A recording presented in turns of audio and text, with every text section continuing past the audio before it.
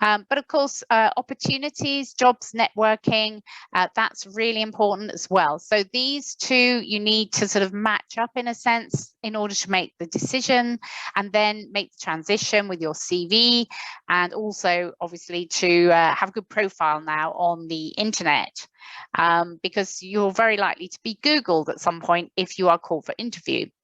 But if you then add in this planned happenstance, so this is the unpredictability, this is the semi-systematic part of the careeromics. This is this sort of unpredictable life happens. And then you have things like, you need to be curious, you need to be looking around and getting interested in things beyond just the narrow gauge of your PhD or your research project. And the fact that you're here today is showing and proving that you are looking around and being more interested in other things. And this is where you meet other people and you come outside of your comfort zone as well. So if something feels a bit risky, I mean, even if it's just giving a talk at a conference or, going to a seminar, going into a room full of people that you don't know, or trying out something new, technology, whatever it is, then you're learning. And that again brings you into contact with different people and different experiences. And then being flexible, and that all kind of comes together really when you think about not only in your everyday and the kind of flexibility, adaptability you might have at work, but also in your life generally. And that varies from person to person. It varies according to your career stage as well. But overall, it's you being proactive, you taking charge of your career and taking a positive attitude. With a PhD and with your research skills and all the other skills that go with it, you have a lot to offer the employment market. So let's think, how prepared are you for your career? How ready are you?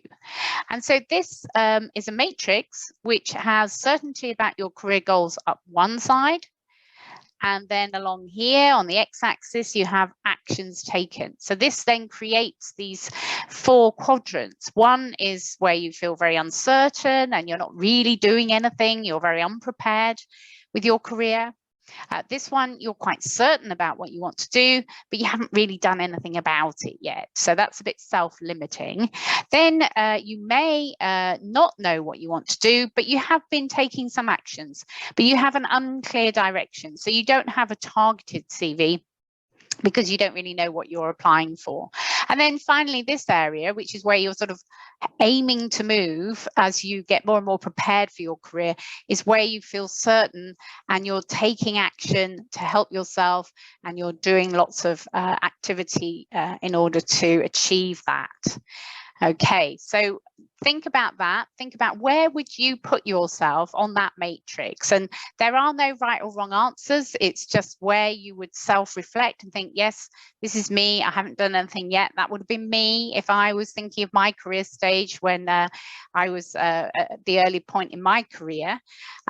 So let's just do a quick exercise here. And if you find the toolbar on your Zoom screen, you'll see a black toolbar, and either in view options or you may see it directly, you'll see the annotate button. And if you click on the annotate button, you'll see that one of the tools underneath there is called stamp. And if you click on that, or you just put your arrow over it, you'll see that there's an arrow, a tick, a cross, there's a star and a heart. Just pick up one of those and plonk it onto the matrix where you feel you would put yourself in terms of your career readiness or preparedness now. So let's just let everybody just put yourself wherever you think you are on at this time on this matrix. So as I say, there's no right or wrong answers. We have very good there, tick right at the top there, even beyond the green area. So I know that sometimes you sort of put the click in there and it goes in the wrong place, but that's very impressive, of course.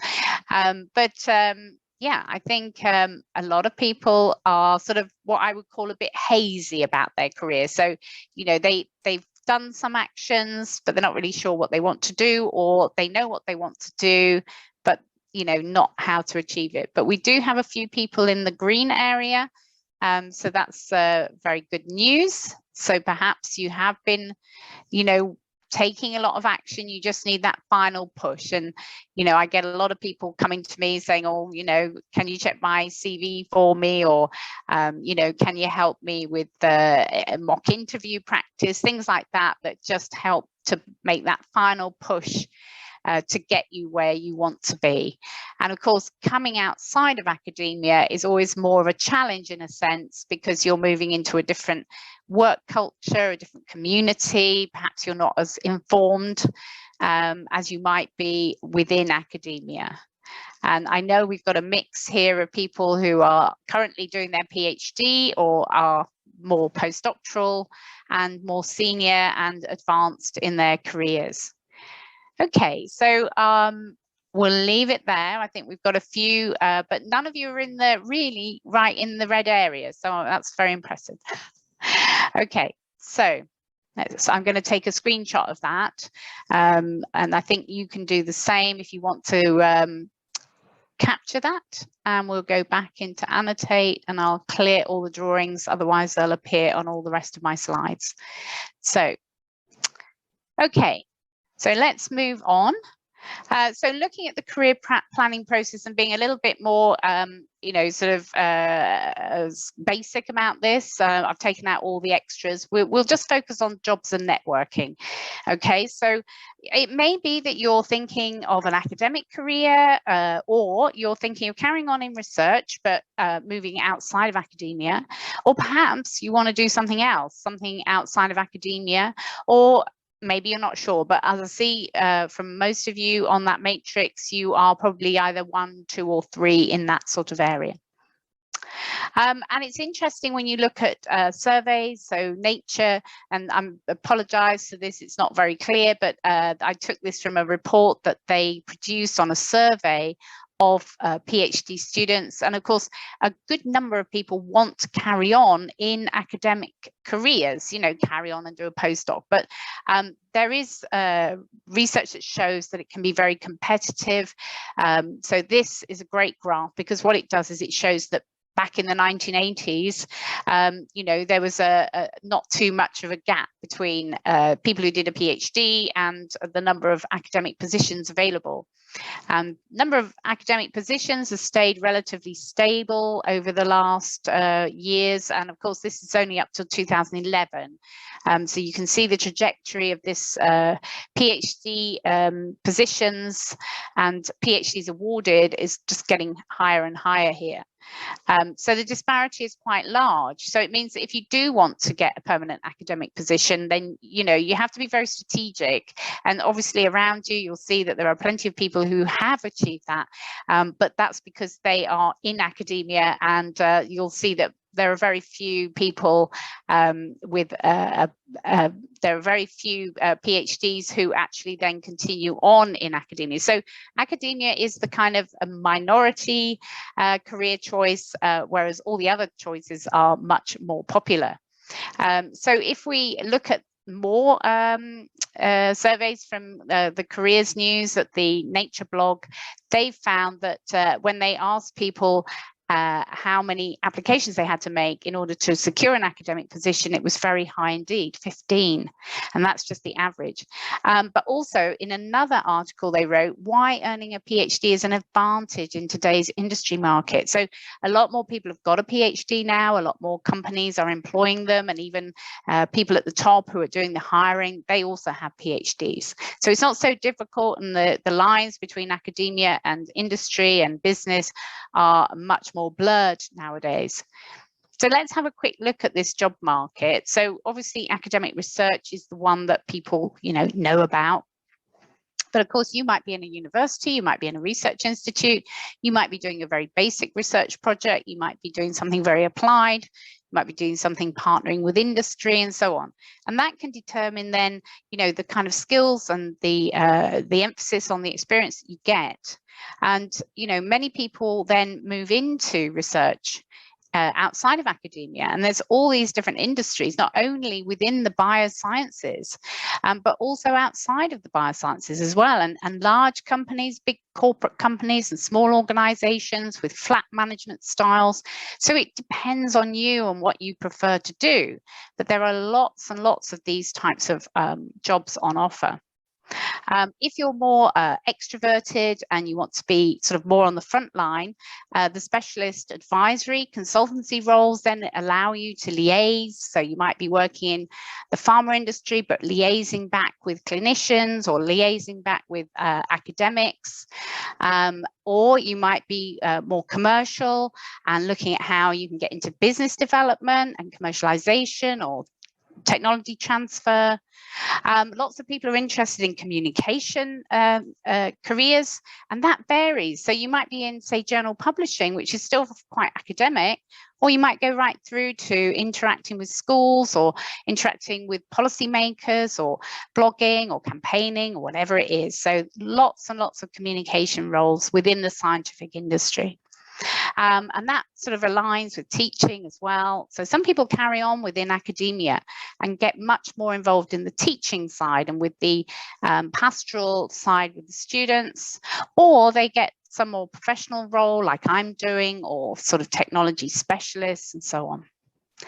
And there's lots and lots of jobs in science administration, and that could be keeping you within the scientific community. So for example, if you look around your department or your research institute, you'll see that there are people who are PhD qualified, but they've moved on to that more support role, you know, more into the finance or career development even, lots of different roles within there, but also outside of academia as well.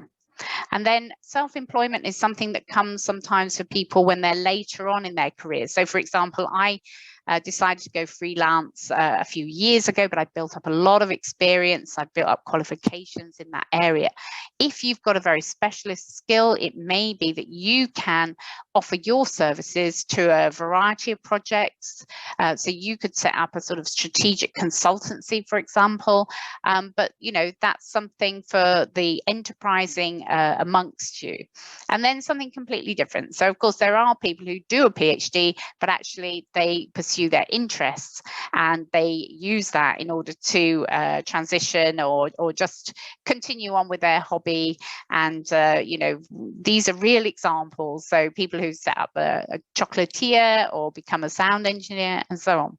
So you can see, you know, this is just the tip of the iceberg, really. I mean, I've just chosen these, and of course, job titles vary. So, you know, you could be a postdoctoral researcher, you could be a research associate, you could be a research fellow, and it's the same. You know, if you look at a project manager, if you Google project manager, you'll come up with lots and lots of different roles. So you've got to be quite clear about what you want to do. So how do you decide what job is going to suit you? So this brings us back to our career planning model again, and the self part of it. So I've put skills, personality, values, and interests in there, but you've got to think about, you know, what is important to you. And this diagram, it's a little bit colorful and a bit busy. But if you look in the center here, you'll see this is you, and there are lots of factors within you that determine what kind of career that might be of interest to you. So qualifications, you know, with the PhD, you might want to use your PhD. I want a job where it asks for a PhD, or a PhD is important. What my interests are, it could be, you know, proteomics, that's my interest, I want to carry on in that area, or biomedicine or cancer research.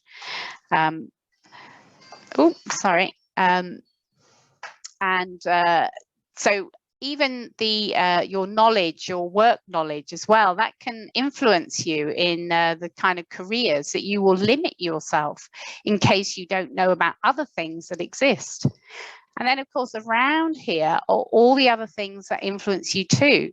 So your community, within your research community, which is full of academics, may be persuading you to stay, and, you know, this is the best place to be. And that might then influence you to continue to do a postdoc or continue to pursue an academic career.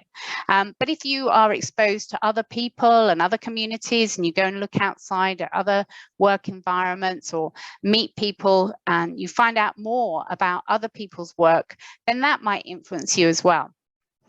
And then finally here, we have these other factors that are not under your control, and you have to flex and you have to adapt accordingly. So things like, technology is moving on, globalization, people move countries in order to, achieve what they want to achieve. And so these are things that you need to fit in with yourself.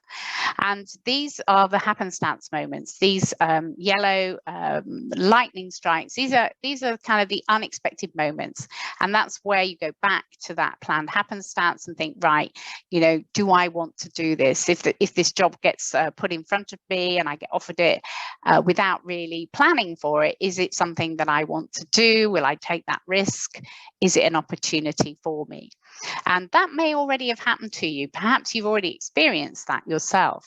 And all these career influences are happening in the past and the present and the future. So what was important to you previously may not be important to you now, and then other factors have come into play, and it will again in the future. So it's a good idea to try to think yourself, what is it that, is really important to me in my life now? What do I want to take forward in my career so that I'm, achieving and I feel fulfilled in the work that I'm doing?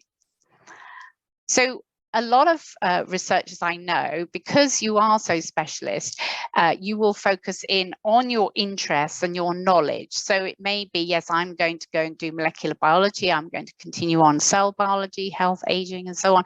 And, that's absolutely fine. And it's a good way of looking for jobs and roles within industry or within academia. But also you're developing all these skills and qualities while you're doing your research. And this is what's really, really interesting for especially non-academic employers. So they're really interested in your research and technical skills because they're very highly evolved, and you've had to problem solve. You have not really probably have the opportunity to delegate. So you have to learn things yourself. You have to be self-motivated. You're good with data analysis. You're innovative. You have to organize your time, and, you have to lead on things. You work in maybe collaborations. And so all these extra skills are things that not only help you to move into the next job, but they also help determine what kind of career you want as well, because what we really want to aim for in our careers is that we leave behind the things we don't enjoy doing, and we take with us the things we do like doing. So when you think about, what things do I enjoy doing when I come in, or when I'm doing my PhD or my postdoc, or even outside of your PhD, because sometimes people do these things in order to satisfy that need to enable them to get involved in aspects that interest them and use the skills they want to use. So, for example, if we look at what you're doing at the moment, you've got your specialist knowledge, you've got all your research methodologies and technical skills, and you're producing publications. That's your output as an academic. Building an international reputation, perhaps, and maybe you're teaching and supervising and doing research associated activities as well. And then in the meantime, you're using all these what people call soft skills or transferable skills. And I'm sure that you could probably give some examples from your own research experiences that would demonstrate that you have those skills or you've used them. So you've got directly relevant skills, and then you've got these indirect transferable skills as well. And so as I said before, there's also these other skills that you use around your research. So you may be involved in voluntary activities as well, such as getting involved in organizing events. So people who are in the Young Proteomics Club are doing that. They're getting involved. They're working in teams, they're organizing things, and other people are getting involved in journal clubs. And there are things like this is a sort of policy makers meet scientists event. And of course, people are involved in hobbies and interests outside. And it may be that you've also had work experience either before or during your research. So all these things fall into the mix and create the person that is you. So although, you know, everyone around you is getting a PhD and they're all maybe in the biosciences, you all have your own personality, you all have your preferred skills that you want to use, you have your preferred values, you have your career influences, and that will lead you into different careers. And when you look at these career stories, when you look at where PhD qualified people end up, you can see that they go into a whole wide range of jobs. And maybe they start off in research in industry, but then they move into marketing or regulatory affairs, or maybe they go into communications, or they set up their own business. So where you go next won't necessarily be where you are in 10 years' time. So let's have a look at these skills and interests, because this again is mapped onto a theory of careers, and it's about categorizing skills and interests into 6 different types. So there's functional and there's investigative. And so those two very much sort of sum up what you're doing as a PhD student or as a postdoctoral researcher. You're using your functional skills, your quantitative, qualitative methodologies, tools, techniques, and so on. You're generating data in order to answer the investigative question, to analyze, to interpret, to move the field forward. And then, of course, you're publishing your work. And some people like to communicate science in a more creative way. So this is the artistic type activity that you might do, getting involved in visualizing the data, or blogging, or writing articles, or interacting with school children or with the public. And the other side of the sort of research within academia is very much teaching, advising, helping students and showing empathy. And then the enterprising side is where, you know, you're more commercialized, more thinking about the money, where's the next funding coming from, who's going to write the research grants, who's going to persuade the funders. And of course, outside of academia, that will be people who've got venture capitalist money, they're pitching to get more, get a startup, or, you know, they're being innovative and enterprising. And then finally, management is something we all have to do. Some people love it, they relish it, and they get involved in things that require organization. They like to get involved in committees, or maybe you did before you did your PhD, but you know, when you take all those interests there, you'll see that you're probably to some degree or another using them in your research work.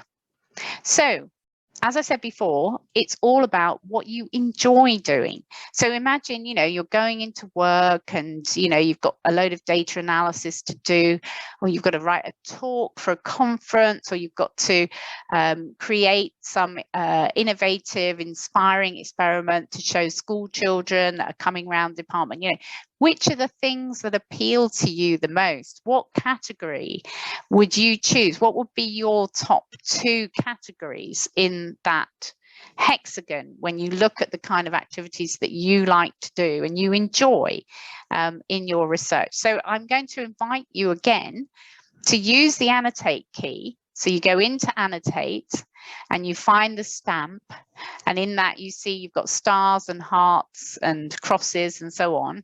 And just this time make two choices. So choose, we don't need 1 and 2, we just choose the top 2. So put your star or your heart into, you know, investigative, artistic, or it might be management, enterprising, whatever it is. Let's just see where the spread of interests are amongst the group that we have here today. Let's see, you know, where you would like to focus your next part of your career as you move forward.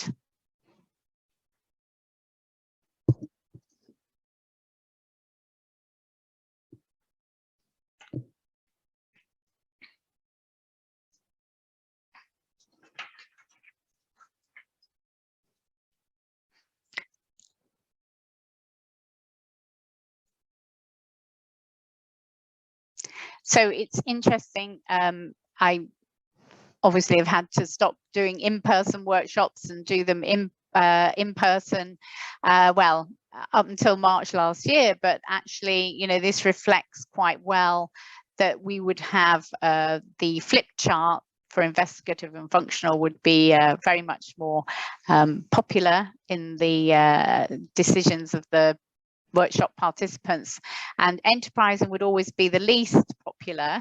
I think it's probably partly because you don't really get much opportunity to do that. And if you think about, you know, if you do decide to continue within academia, and you think about your supervisor who spends a lot of time writing grants and persuading and maybe trying to partner with other research groups or industry, and that's sort of persuading, collaborating, finding people to innovate with, and that would be something that you'd probably have to do quite a lot of if you do decide to go down the academic career path. And that's why, you know, getting a research fellowship is very useful and fast tracks you, because that's what you do at a much earlier age and an earlier career stage. But yeah, unsurprisingly, of course, you're all investigators and that's what you want to do. Some people really like the functional work and they love to kind of, you know, do the practical stuff or create programs or create, you know, design experiments and so on. But other people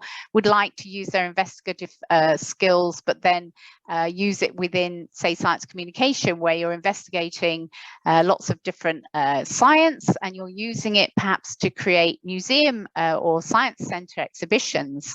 Or you might be investigative, you want to stay within the research world, but you'd like to continue to do teaching. Or, you know, you could, again, be more on the managerial side. And if you go into industry, the likelihood is that, you know, you would be fast tracked through to a senior scientist role. And that would probably mean that you would be doing much less functional work in the lab, and you would be much more managing people, managing resources. So you can see how it's more of a combination. So I'll just press print screen. We'll try and capture that, and I'll have to remove it now, otherwise it's going to go onto all my other slides. So let me just clear all of that. So thank you very much, everyone, for joining in that activity. So let's just have a look at the sort of jobs that might include these kind of careers. So you can see that I've just chosen jobs. So, for example, investigative, obviously researcher, but also things like, you know, a managing editor of a journal, or a journalist, or a curator. And here with the functional side, you know, being a specialist scientist, you know, we might be going to be a specialist proteomics scientist, for example, or getting into AI. A lot of people are interested in that nowadays. Here you could be a program manager, you know, somebody who coordinates career programs even, but getting outside of academia as well. Here I say group leader, or a tech transfer, people who are, you know, quite enterprising, entrepreneurial. Here, lecturer, teacher, advisor, but also things like medical science liaison, you know, where you're connecting people and it's very much more people orientated. And yeah, here the science communicators and the more visual, artistic types, because, you know, a lot of people have left behind their artistic interests, you know, when they were at school, but they're still there lurking in the background. So let's just have a little look. So here's a postdoctoral research fellow. It's a typical type of role that you would see where an academic, a professor, a research group leader is looking for somebody to come and work on their research and to achieve, you know, create data and then be able to publish it, because that is the measure of your output, of your success as an academic. And so here you would have quantitative proteomics and research experience. So it's very much an investigative and functional type of a role. But look, here's another one. This is actually asking for an intern in the pharmacology and pharmacometrics quantitative area. So this would be somebody who's already enrolled in a PhD, and would go to the company, and they would be moved around, and they would learn about all sorts of different things, but they would already have to have some kind of knowledge of these different programs, or have that ability to work with that sort of those sort of skills. But also you see much more around the interpersonal skills, and this is what comes through. If you start looking at jobs outside of academia, you're going to start seeing things like team player, communications, collaboration, be able to report and interact with people in different parts of the organization. And so this one is much more functional, investigative, but those of you who are interested in the social side as well, this might appeal to you more, and you're not just stuck on one research project. Here, this is a kind of applications scientist with proteomics. So this, obviously I've chosen examples that suit your basic interests, and here a PhD, and then focusing on mass spectrometry. It's very much around knowledge of that, but then what you're doing is you're interacting with people and customers, and so you've got to, you've probably interacted with them yourself as well. Maybe you've seen them at conferences, and they come and they find you, and they're helping you. It's not like a hard sell like when you think of sales. It's much more around advice and being able to communicate with people who use their equipment. So it's very social and it's very functional, but it's persuasive as well. It's quite enterprising because they're trying to get new customers in and so on. And then here we've got a public engagement coordinator based in Berlin. And here, this obviously is very, very much about communication, and it's about converting scientific knowledge into something that is, accessible to a wider audience. And, you've got to have all these sort of, track record in publications. So they want people who are investigative and have a good understanding of the science, but you've got to be able to communicate it. So very artistic because it's all that communication, but the investigative stuff is still there. And you've got to do a lot more managing. You've got to have knowledge in financial administration.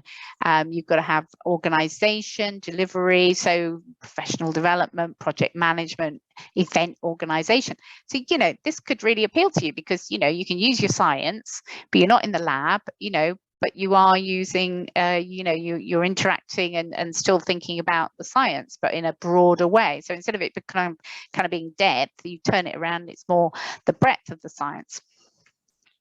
And then this is my final example. This is a typical kind of science coordinator job that you might see in a research institute. You see these coming up quite a lot.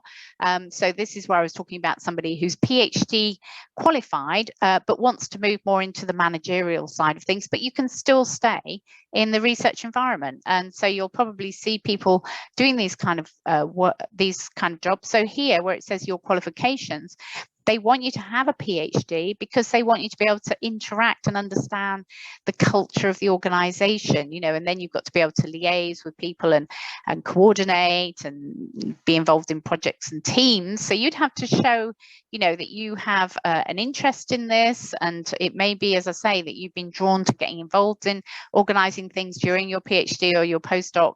And so that's much more management and social. So as I said, these are not just, investigative or functional. They tend to include a lot of different aspects. So hopefully that kind of gives you an idea that you've managed to link some of your skills and interests to types of jobs that would be interesting to you. But remember, of course, that career influencers, that there's lots more factors involved, and we have sort of really brought this back down to basics.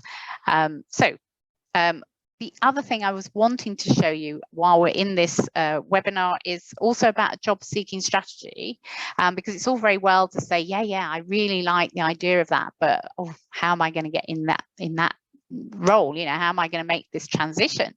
And of course, if you're here in the middle as a PhD student or candidate, PhD researcher, postdoctoral researcher, and you want to get across into these other areas, you have to get across this transition zone. And depending on what job you're interested in, you would be doing different things.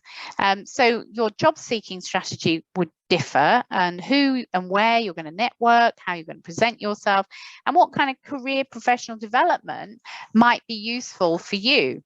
in order to achieve that. So depending on what you want to do, you would change that job seeking strategy.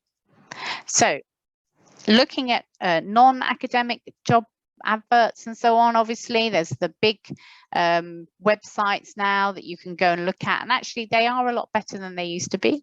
Or you can target the companies, the big ones that you've probably heard of.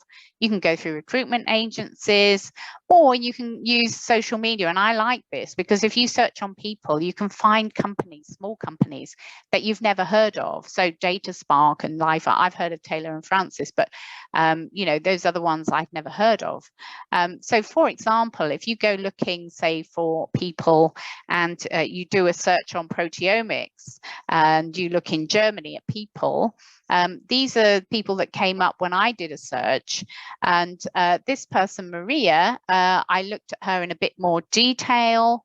I looked at the activity that she's involved with, and the company that she's working for, again, never heard of that company before, Isoplexis, but obviously they do employ people with proteomics skills.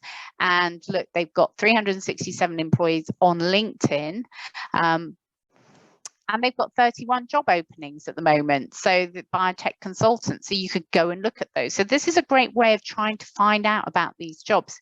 Even if you're not applying for jobs at the moment, it's a good way of building up a portfolio, and a bit like a literature search. You know, you do your job search and you get to know the job landscape, and then you can make more informed decisions when it comes to actually writing your CV and presenting yourself online as well. So here's somebody I found who's into proteomics. So she is on LinkedIn. She's also on Twitter.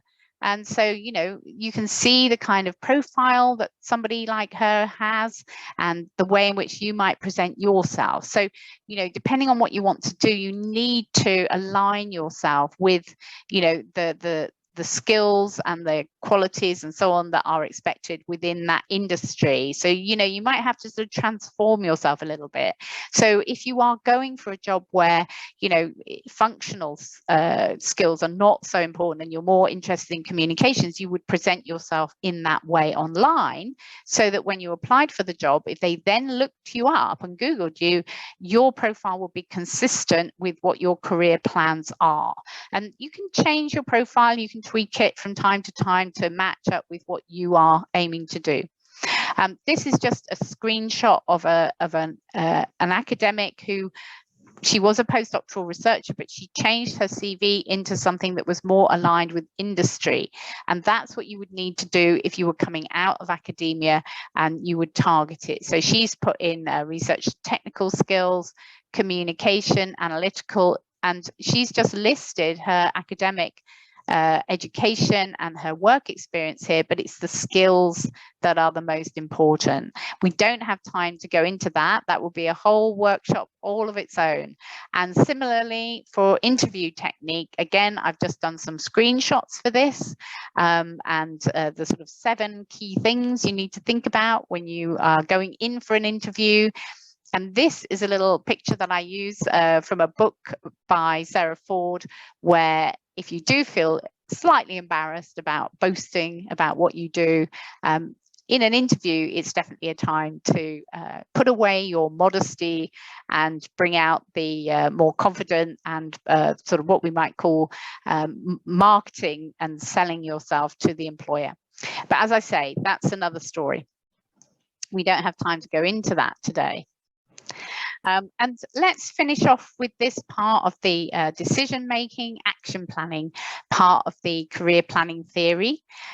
Thinking about, you know, what are you going to do next? What can you do to take your career forward? So most of you were in the sort of amber part of the matrix that I showed you earlier. So how are you going to move more towards that green area?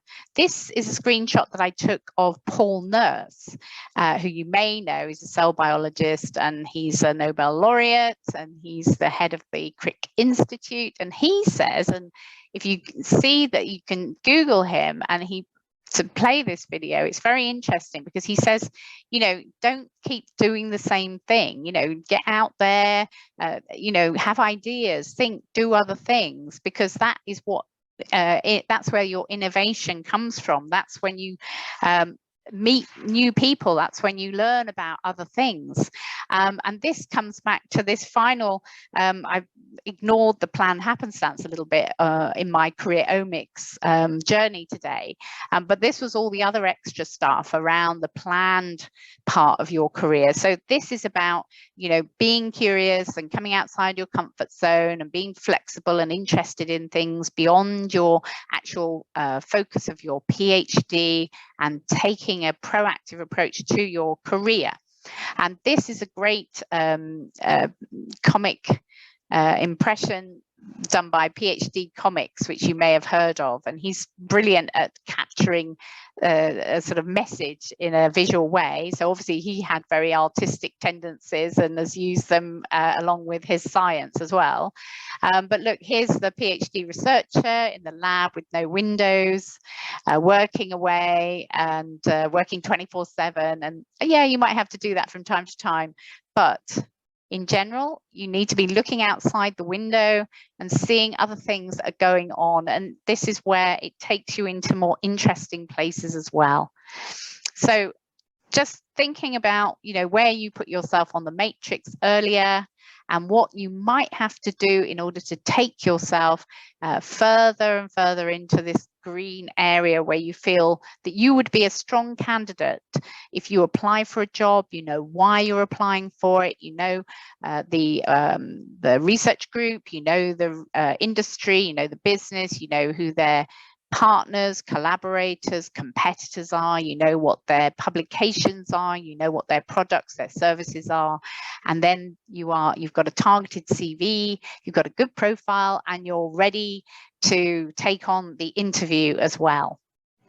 So in order to get where you want to go, you may you know, be headed for group leader, professor, doing lots of lab work and generating data, and that's fantastic.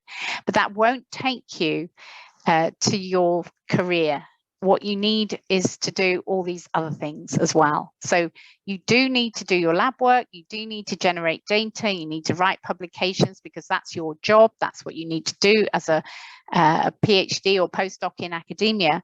But if you do all these other things as well, and depending on what you want to do, obviously, you might be more focused on one thing than another.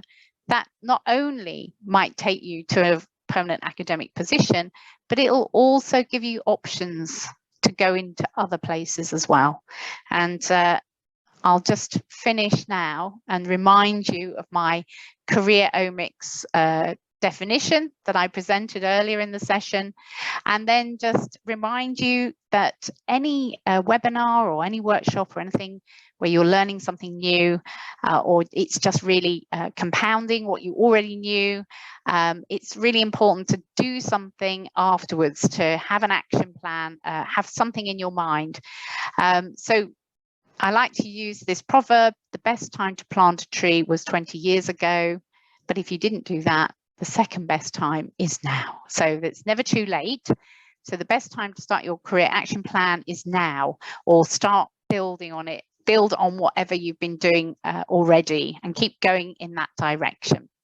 So I'll leave it there, and thank you very much for your attention today. I've left my email address, my blog as well, which has got a lot of information on it. You can link with me on LinkedIn, you can follow me on Twitter, and I'm happy very much to take questions now, and I'll hand back over to Simon. Thank you very much, everyone.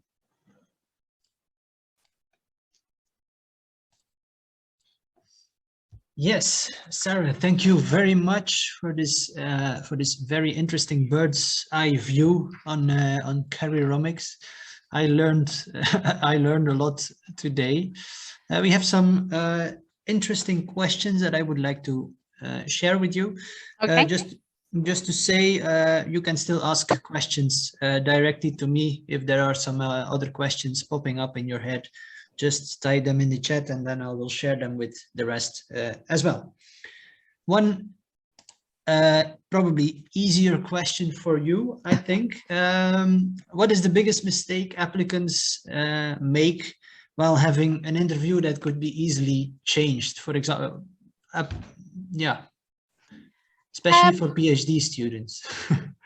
I'm not sure what the biggest mistake is, but I guess I always say it's preparation. If you imagine you're going in for your PhD defense, some of you may already have done that, or maybe you have that coming up. That's an interview. So what do? You prepare. You find out as much about what kind of questions they might ask you. You prepare answers. You try to predict, and you also look at your thesis, you go through the data and you really revise it, and you think of all the literature that's associated with it. You do the same in an interview. And I think that's where people perhaps fall down, you know, where someone says, why do you want this job? And the person's, oh, I never expected that. You know, think of the questions and then practice your answers. So preparation and practice is going to help you then to avoid those kind of mistakes. Okay, another interesting one for everybody, I think. How do you realize that you're not following the right career path? Because I think it's easy to get into a certain career path and then just keep on following it, and then just end up not too happy with the career you chose. And then of course, follow-up question is, how do you get out of it again if you are already too far in it? Yeah, too far in it. I call it the velvet rut, actually, because it's quite comfortable sometimes. You know, it's quite easy to stay in that rut. You know, I've seen postdocs do this.